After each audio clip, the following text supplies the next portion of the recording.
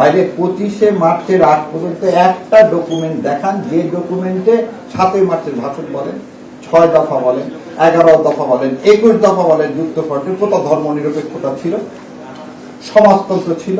এই অবৈধ ডকুমেন্ট দিয়ে 55 বছর আপনি দেশ শাসন করলেন। এই সংবিধান যদি অবৈধ না হয় তাহলে আমাদেরকে এত রক্ত দিতে হচ্ছে কেন? সংবিধানটা হচ্ছে প্রতারণার একটা দলিল। এই সংবিধানের জার্নিটা শুরুই হচ্ছে 11 জানুয়ারি 1972-এ provisional constitution of Bangladesh order 1972। আবার বলে দিচ্ছি 10 তারিখে কিন্তু উনি শপথ নেননি, 11 তারিখে উনি অর্ডার পাস করলেন। কেমন করে? তাহলে যে রাষ্ট্রপতি হিসাবে শপথ নিলেন না সে অর্ডার দিতে পারেন? তাহলে এই অর্ডারের থেকেই শুরু, এই অর্ডারটা তাহলে অবৈধ অর্ডার। যে অবৈধ অর্ডার থেকে আপনি একটা সংবিধান রচনা করার ক্ষমতা পাইলেন, সে সংবিধান বৈধ হয় কিভাবে? কেন এই কথাটা বললেন সংবিধান অবৈধ? এই সংবিধান যদি অবৈধ না হয় তাহলে আমাদেরকে এত রক্ত দিতে হচ্ছে কেন? কারণ সংবিধানটা হচ্ছে প্রতারণার একটা দলিল। সংবিধান 4টা স্তম্ভের উপর দাঁড়ায় আছে। কি কি 4টা স্তম্ভ? দেখেন, জাতীয়তাবাদ। কোন জাতীয়তাবাদ? আওয়ামী লীগ যে জাতীয়তাবাদের কথা বলে সেটা বলে বাঙালি জাতীয়বাদ।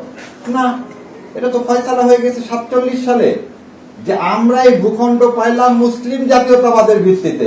বাঙালি জাতীয়তাবাদ তো আপনারাই কবর দিলেন 1905 সালে। বঙ্গভঙ্গের সময় যখন বঙ্গবন্ধু রদ করে ফেলে দিলেন 1911 সালে, তখন আপনারা বললেন না বাঙালি জাতীয়তাবাদ বলে কিছু থাকবে না। মাউন্ট ব্যাটেন যখন ABC পরিকল্পনায় এই বাংলা নিয়ে একটা অঞ্চল তৈরি করতে চাইলেন, তখন তো কংগ্রেস ওটা মেনে নিল না। তাহলে আমরা যে বাঙালি জাতীয়তাবাদের ভিত্তিতে তো 47 হয়নি, এটা মীমাংসিত মুসলিম জাতীয়তাবাদের ভিত্তিতে আমাদের এটা হয়েছে।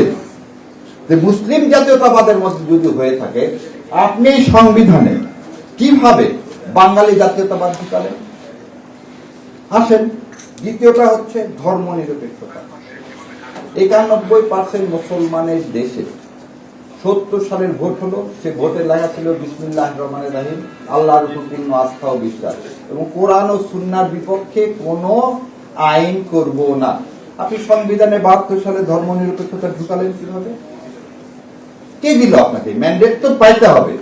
আপনাদেরকে একদম সবাইকে আমরা সবসময় আমি চ্যালেঞ্জ করি, বাইরে 25শে মার্চের আগ পর্যন্ত একটা ডকুমেন্ট দেখান যে ডকুমেন্টে 7ই মার্চের ভাষণ বলেন, 6 দফা বলেন, 11 দফা বলেন, 21 দফা বলেন যুক্তফ্রন্টের কোথাও ধর্ম নিরপেক্ষতা ছিল, সমাজতন্ত্র ছিল।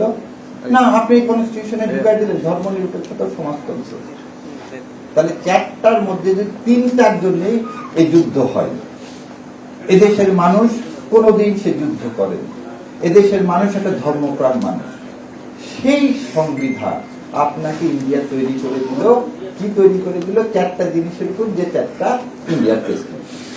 তাহলে এই অবৈধ ডকুমেন্ট দিয়ে 55 বছর আপনি দেশ শাসন করলেন।